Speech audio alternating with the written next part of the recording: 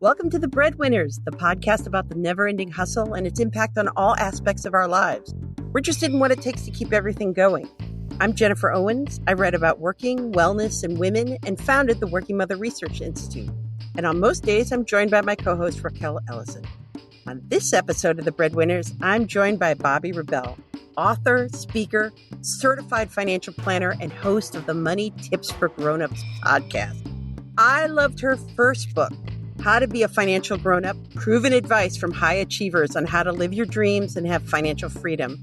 And now I'm looking forward to her next one coming next spring called Launching Financial Grownups, which will focus on how to help your almost adult kids start their journey on becoming their own financial grownup. And then she has gone into entrepreneurship with her Grownup Gear line of gifts, all of which I want to hear all about, and all of which is to say, welcome, Bobbi. I'm so happy to be here. That was an awesome intro. Wow. That was a lot. Yeah, you're doing a lot, man. You're doing a lot. Yeah, I know. You know, they always tell you you're supposed to put your resume on one page, or at least that's what I was told last time I applied for an actual job. But I don't know if that would fit. And we left out like the whole preamble, you know. Yeah. It's just never ending. But you're the same way, Jen. That's what happens. You know, well, so because we've known each other forever. We've known each other forever. Forever. And so that's the thing is, like, when was the last time you applied for a job, Miss Financial Grownup? Probably when I was for 15 years, I was a business news anchor at Thomson Reuters. So I applied for that job. So that was a long time ago. I'm not good at math. When so you were 15 12. years. And then my book came out. And I left there in 2017 when my book came out. So, which was How to Be a Financial Grownup. And so, yeah, 17 minus 2002. There we go.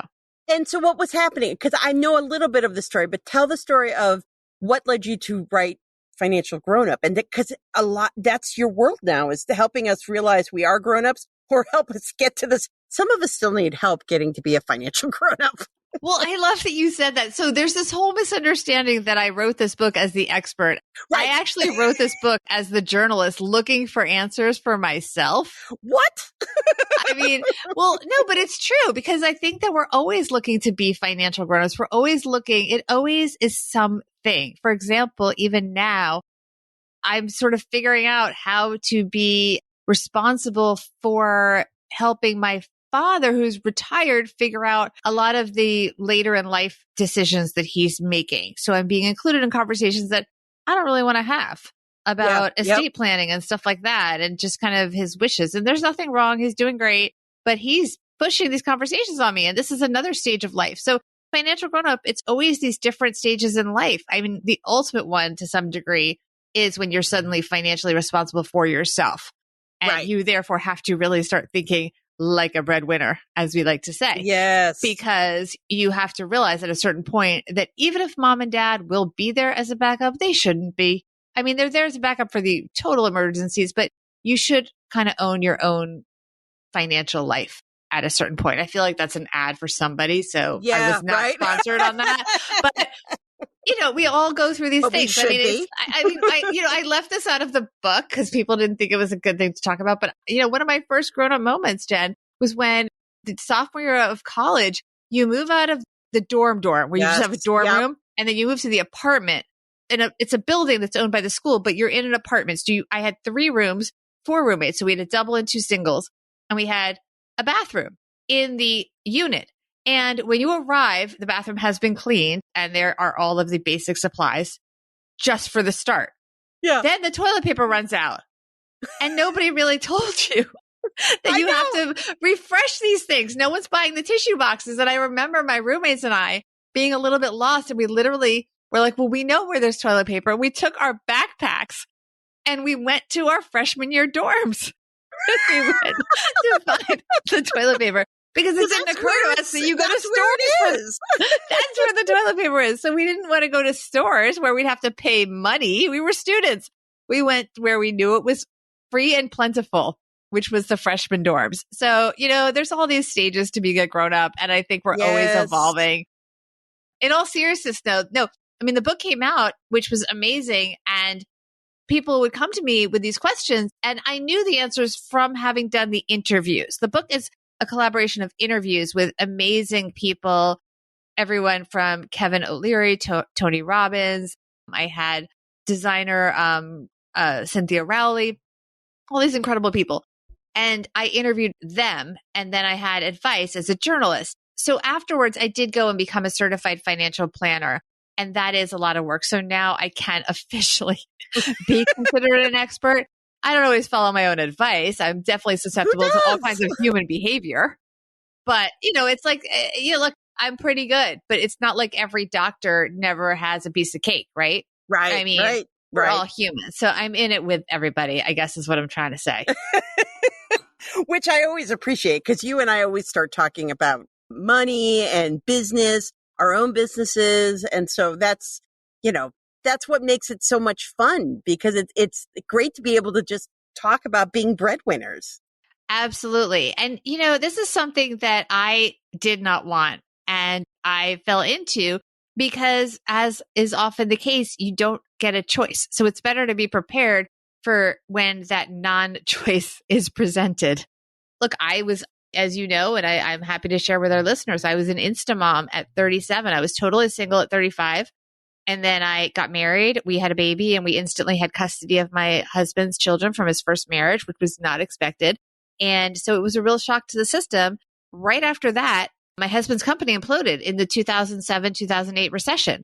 So right when I thought I was going to take a few years off to be home with my one child, that didn't work out, right? Because I needed to stay in my job. We needed health insurance. Yeah. So, I became the working frazzled mom that I did not want to be, but I did not have a choice. And my job was suddenly really, really important.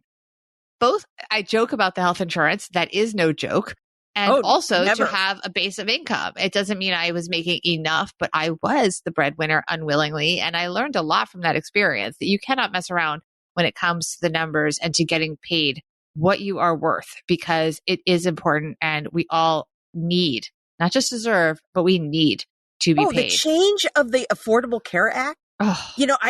People who are younger do not know that the horror, the fear you would have of losing your job was one thing, but losing health insurance. Oh, yeah. And when you had kids in the mix, it was terrifying.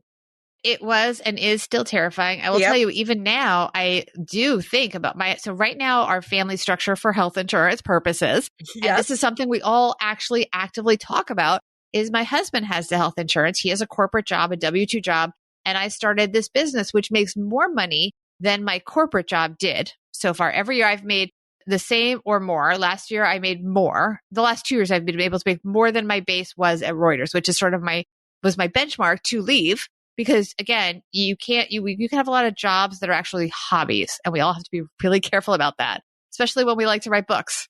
Yeah. So you have to find a way to make sure that you're monetizing these hobbies very aggressively. But he has the W-2 job with the health insurance for all of us. We have a family of 5 in New York City. And then I am able to have the LLC, and that has other advantages. And I think in an ideal situation, that is a really good family structure if there's a 2-income family. Because, for example, this year, more than ever, when we were doing our 2020 taxes, I really had a very legitimate home office deduction, because I do a lot of, I'm a brand ambassador, and I do a lot of television spots promoting different brands and also promoting my various ventures. And so I'm constantly filming in our living room, dining room, entryway, sometimes in a corner of a bedroom and a study. And so we had real and completely legitimate home office deductions. And that balanced out with my husband's W-2 job, which does not, and this is wrong, by the way, they do not allow, as of now, as of this recording, home office deductions if you were employed by a company. Wow. So you cannot take home office deductions if you are employed by a corporation. Yeah. That's even with the pandemic. And I don't know if they'll figure out a way to make that right. But for now, that we were able to do that. So I think that's a really good family structure for people to consider if it works for them. Yeah. You know, it worked for us too. That's exactly how we ran it too. Because you get advantages from both. Yeah. And very thankful for, since our health system in this country is so crazy, that having employer sponsored healthcare in one part of our team. And there have been points where I was the healthcare and now he's the healthcare. Yeah, it's completely true. But at least at least there is, high catastrophe healthcare that you can access that was not there before. Yes. And thankfully, a lot of the COVID stuff, well, pretty much all of the COVID related stuff in terms of testing and vaccinations has also been subsidized by our government. Thank God. I hope that does not change in the future. And I do worry for people that had COVID because that was a minefield, I have heard. So, that's a whole other podcast, my friend. Well, speaking of which, you're doing not podcast. I mean, you have your podcast, which you were on recently. Which everyone go listen to Jen, and then we'll do vice versa because everybody will be listening to you, and now they need to go listen to your podcast. What are you doing? Well, tell me about the podcast because I've been on it, but for those who don't know, and then how it connects to what you're doing on Clubhouse. So it's one big happy ecosystem, Jen. So the podcast was recently rebranded to be Money Tips for Financial Grownups. And on Clubhouse, my club is called Money Tips for Grownups. And it's all the same theme. It's ways that we can improve our lives as financial grownups, but in a way that we can sort of ingest it in bite-sized pieces because we don't want to be overwhelmed. Because when we get overwhelmed, we just shut it down, right? Right. Right. And to be open about it. That's what I always love. Is that you feel very safe with you saying that this, I have this issue. I'm not saying, oh, look at my checkbook and check it out. But no, saying I have anxiety about this and it's okay. Yeah. I mean, we all do. And that's why I try really hard to not be, oh, I am so perfect. I mean, for example, I was doing something, a local TV spot this morning on revenge spending. And the truth is, I bought something too.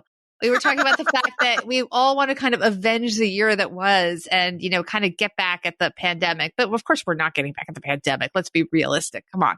Nobody's going to care that you went out and bought new shoes. They will know that I bought a new fridge. I'm pissed off. But exactly. But the truth is, I said it's a normal feeling. And the truth is, if you can afford it, it's okay to go splurge on something responsible because we do kind of deserve a break and that's okay. And I remember the anchor questioning me and he was like, I said, it's okay to spend because sometimes we get so focused on tomorrow and retirement and everything. And then we forget about the present. And I remember a friend of mine saying that he wished he'd visited a relative before the pandemic, but he didn't because the airfares seemed too high. I mean, looking back, maybe it would have been better to pay a ridiculous airfare and be ripped off and it's not right and get all mad about that. But see your grandma. Don't not do the visit. So, I really want to be human with these. And so when I talked about revenge spending, I'm like, you know what? If you got to spend, you got to spend. Just figure out a way out of it. If you create debt, you got to pay off the debt. It's going to be there. But you have to be human and you have to live. And that's, look, my mom died at age 62. She never collected Social Security. She never tapped that IRA. She never opened up that 401k. Wow. Yeah. So there's a balance. I am saying absolutely, do your company match, put your money away, have a really big nest egg because we're living longer than ever. But don't forget to go out to dinner with your friends. Yeah. Yeah. Go someplace cheaper if you need to. That's okay. Same friends.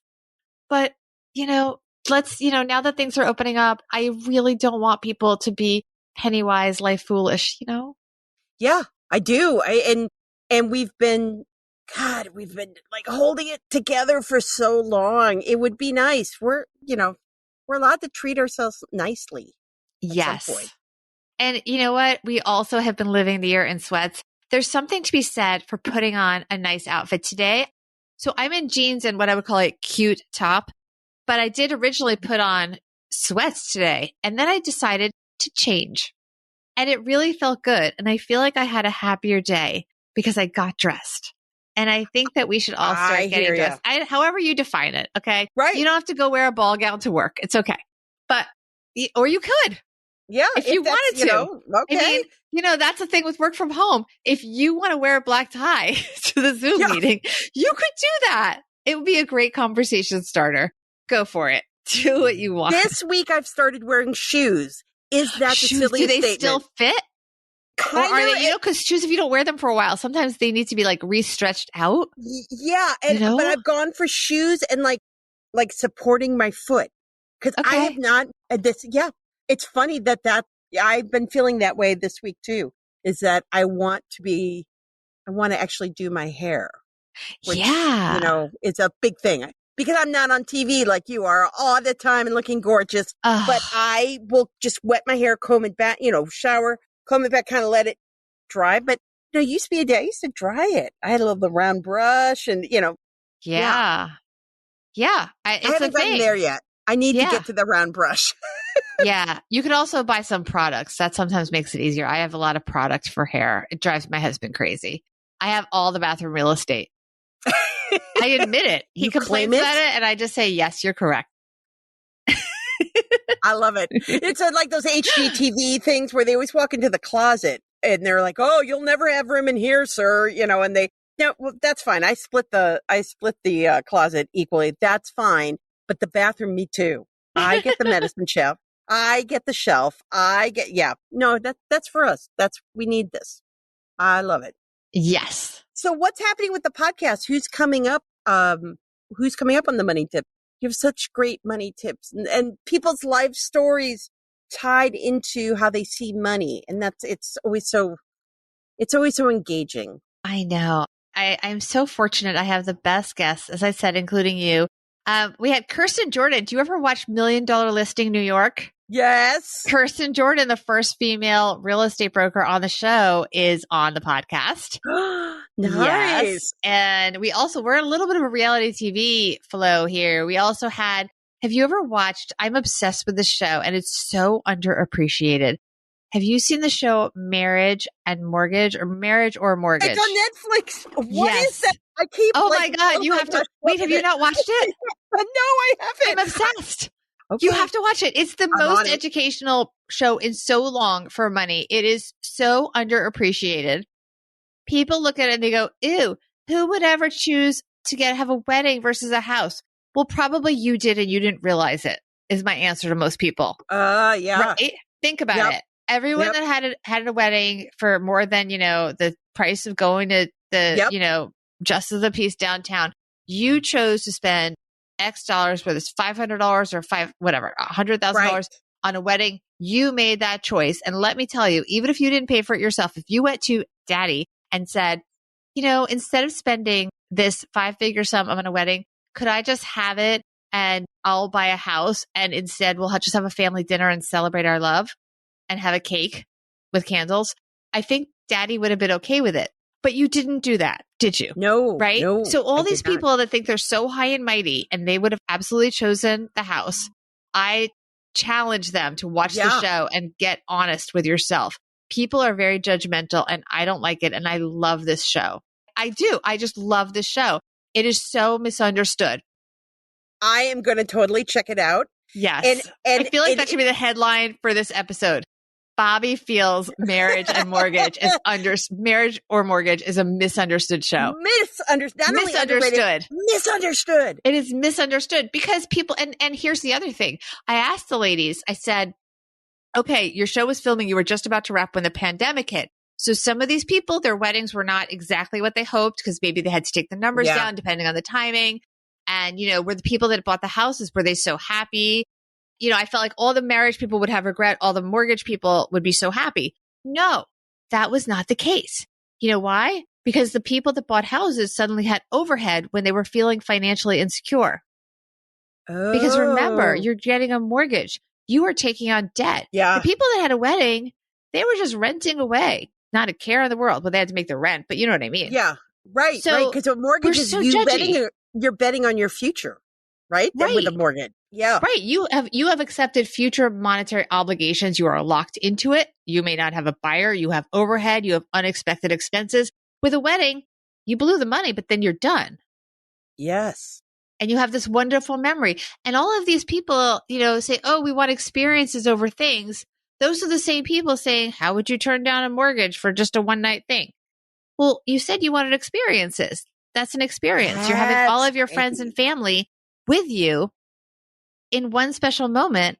So I don't know. So that's the podcast. So people should go listen to that episode. I love it.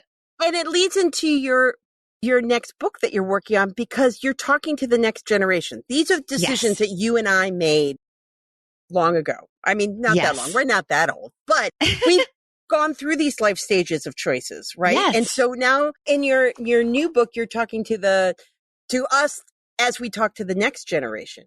Exactly. So my next book is called Launching Financial Grownups. It's going to be out in the spring of 2022. I've done 21 interviews. So again, wow. I am becoming an expert. This is a book I am writing for me and for all of my peers as someone that is learning along the way. And so far, it's actually going okay.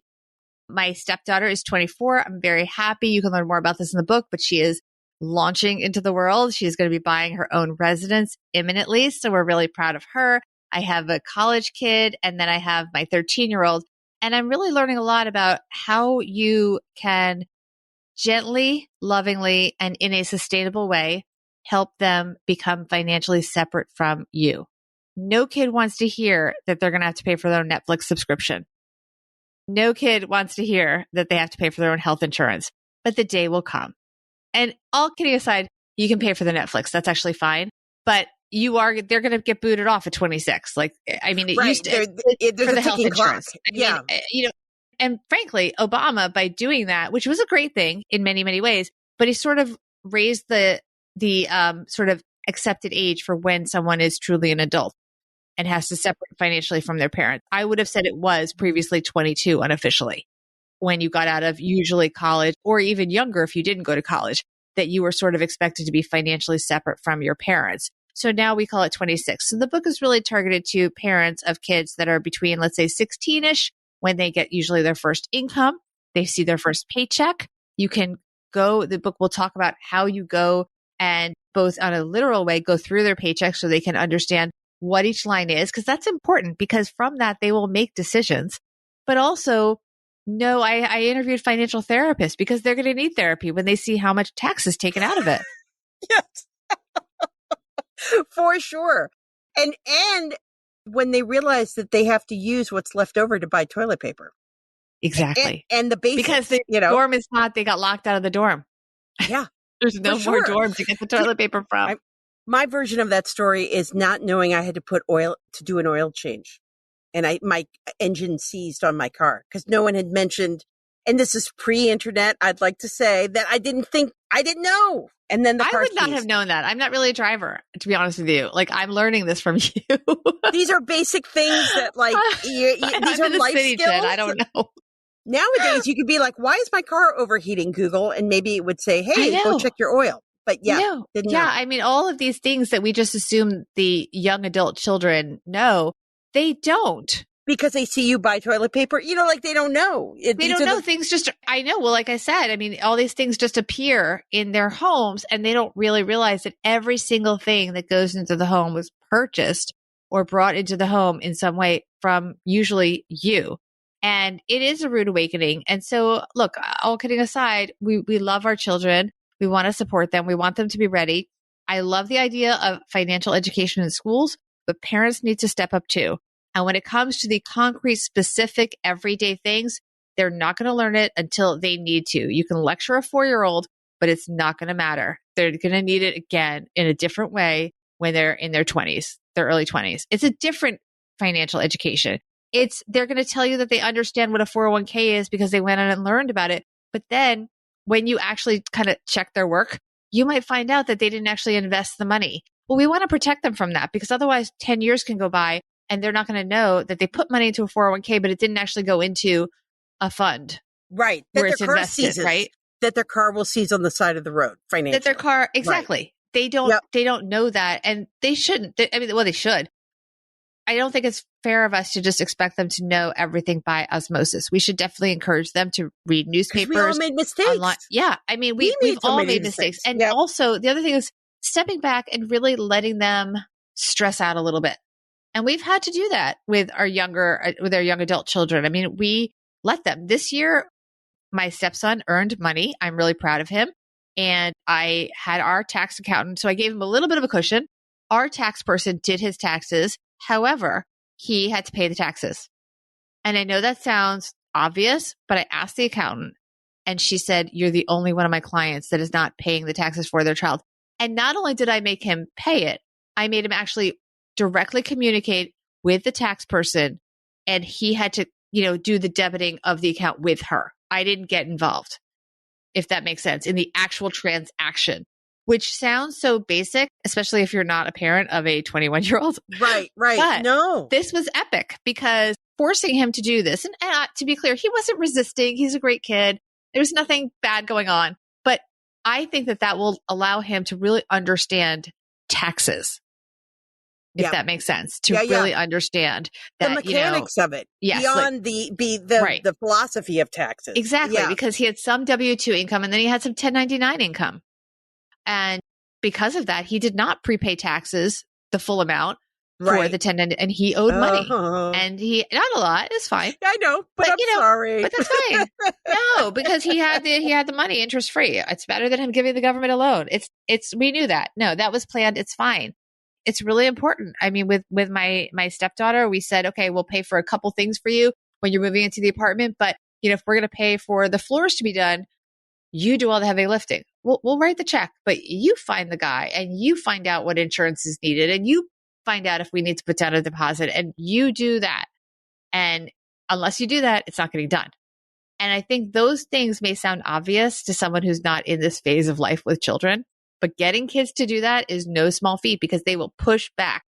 They want to coddle them because we have. Yeah. And it's really important. And I think, doesn't come from a place of being miserly. You're not just, in my theory, you're not just cutting them off cold. You're teaching them.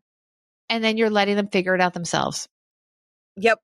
I could not empathize more. Right now, my husband is aggressively watching all the things that need to be done to prep for freshman year of college next year. Yeah. And, the promissory note for the student loan, the dorm stuff. And there's a ticking clock and he's keeping us on track, but she's relying on him to keep us on track. I am too, but I am a breadwinner. So I am. And that was a deal. We actually had a discussion that I am working on other things. So he's going to take the lead on that. And so I've kind of leaned into senior year stuff, which is not easy. No. Freaking sands of time keep shifting with COVID, and he's doing freshman. But guess who's not? Guess who's just like living in the lap of mom and dad, taking care of stuff. Exactly. You are once again inspiring me. Yep. Yes. No, it's really true, because the other thing that's happened, and I interviewed some experts about this, is generationally, we have better relationships with our young adult children than previous generations, which is a really good thing. Yep. But then they don't really want to leave as badly. I mean, they'll say they want to leave. They'll say they want to leave, but there's not, and it's also a good thing, but there's not this like shame of living with your parents. It's like, oh, you're smart. You're saving money. That's great. They don't have the stigma that there used to be. A good thing, by the way. Definitely a good thing overall. Yes, but we had it. We certainly had it. Right. We did. I remember being embarrassed. I lived at home for 6 months after college. Yep. And now I go, well, I lived at home for 6 months after college to save money, pat on the back, looking back. But at the time, it was embarrassing. Yep. I felt really embarrassed. I was living with my parents, even though I was a college graduate, because I needed to save money. I didn't have a job at first. And then I had to save up enough to pay to sublet an apartment and this and that. Because we don't have that, they're very comfortable. And the pandemic reinforced that, because then there really was no stigma. Then it's like, of course you're at home with your parents. And we need to get the kids out in a way that they know that we love them, that we don't want them to ever feel that they can ask us for, we want them to know that there's a backstop there in a real emergency, but not if they go shopping. You know what I mean? Yeah, exactly. It's got to be a real emergency, not a oopsies. I need money for the rent tomorrow because I spent my money on something silly. Is there anything in the grown-up gear that says, thanks, you must be leaving now? That is an excellent product idea. Jen, you're hired. You are hired. And as you lift up the mug, like, love you, dear. Love you. What's your exit strategy? Yeah, exactly. Maybe. So just a thought. I put it out there. That sounds great. I love grown-up gear, by the way. It makes me smile so much seeing these products. I mean, who wouldn't laugh? Come on. You had me at debt-free. Yeah. Well, and so where can people find grown-up gear? At grownupgear.com, Jen. All right. for all of your grown-up gifting needs, all the I love it. adulting milestones. I mean, even like I didn't think this would be the biggest seller, but there's one that just says designated grown up. And it looks like it's on a mug and it's on a t-shirt, and the t-shirt, it looks like, those hello, my name is, it's like that, but it says designated grown up, and it comes in white and black. See, I'm selling Jen, right? Yeah. White and black on a t-shirt, a V-neck t-shirt. It's super cute, unisex, great gift for all of your adulting milestones, but it also comes in a mug, and the mug is super popular. So I love stuff. it. Yeah. I love it. Yeah. Well, thank you for coming on the Breadwinners. Thank you so much for having me. It's been great, and we will put links to Grown Up Gear and podcast, and actually, can we link to Clubhouse too? I think you can link to Clubhouse in general. We'll have to see. I think maybe you can link to my club, but it's it's money tips for grown-ups if you're looking for the club, and please join us there. Right now it's Fridays at 1. We may move it to a different day for the summer. All the information will always be at the Money Tips for Grownups Clubhouse page. And please listen to Money Tips for Financial Grownups podcast. And most of all, shop at grownupgear.com. And until next week, keep hustling.